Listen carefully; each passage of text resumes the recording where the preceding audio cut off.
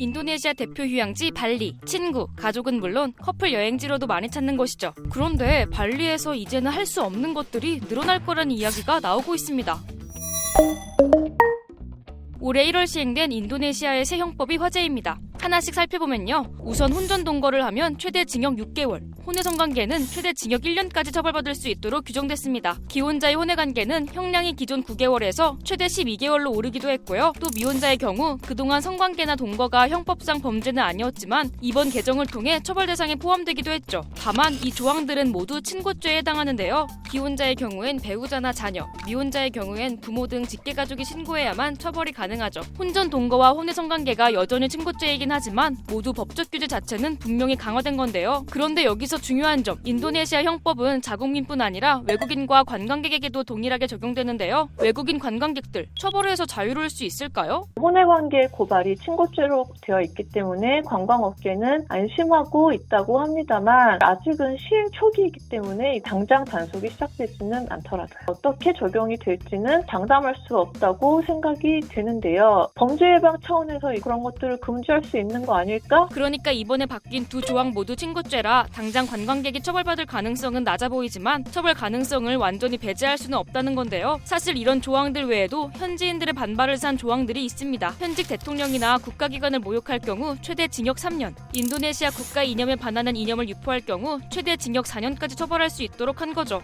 또 공공질서를 해칠 수 있는 집회에 대해서도 징역형이나 벌금형을 부과할 수 있다는 점을 명문화했습니다. 기존에도 집회 신고 의무는 있었지만 신고하지 않은 집회에 대해 해산 명령만 내릴 수 있었을 뿐 집회 개최 자체를 범죄로 보지는 않았는데요. 이번 형법 개정을 통해 앞으로 시위와 집회를 더 엄격하게 관리하겠다는 거예요. 기존의 법에서 금지하지 않던 행위를 범죄 행위로 새롭게 규정하거나 적용되는 형량이 달라지는 등의 다양한 변화가 있었습니다. 중범죄, 경범죄 이런 구별이 없어지고 찐딱 삐자나라는 하나의 용어로 범죄 행위를 통합했다는 것이 가장 큰 차이점이다. 일각에서는 이슬람 율법의 영향을 받은 것 아니냐는 분석도 나오는데요. 실제로 형법에서 혼외 성관계를 금지하면서 이슬람법 용어인 지나를 사용하기도 했거든요. 전문가들은 이번 형법이 전반적으로 이슬람적 가치관을 세속법으로 명문화한 성격이 강하다고 보고 있습니다. 이슬람 국가는 아니지만 무슬림이 인구의 많은 비중을 차지하고 있기 때문에 인도네시아 국회에서는 우리의 정체성은 종교에 근거하기 때문에 이러한 보수적인 형법을 개정을 하여 우리의 정체성을 지켜냈다라고 일단 대외적으로는 이야기를 하고 있는 것이죠. 4년 전 법안이 처음 발의되자 국민들의 반발은 거셌습니다. 의회 앞에서 대규모 시위도 벌였는데요. Yang sifatnya tidak demokratif, mereka terlalu mengurusi urusan privat kita,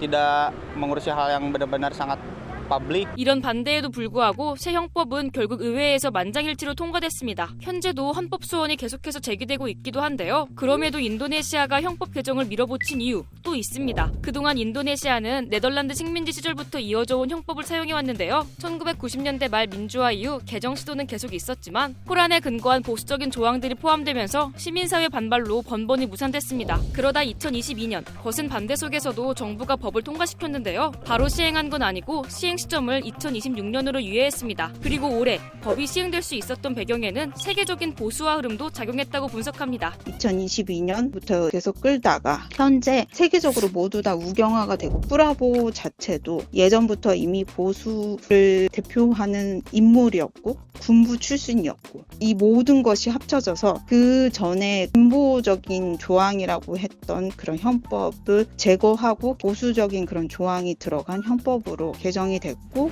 프라보어 정부의 등장으로 앞으로 약 5년간은 사회가 빠르게 보수화될 거라는 전망이 나오는 인도네시아. 인도네시아의 새로운 형법, 여러분은 어떻게 보시나요? 여러분의 생각을 댓글로 남겨주세요.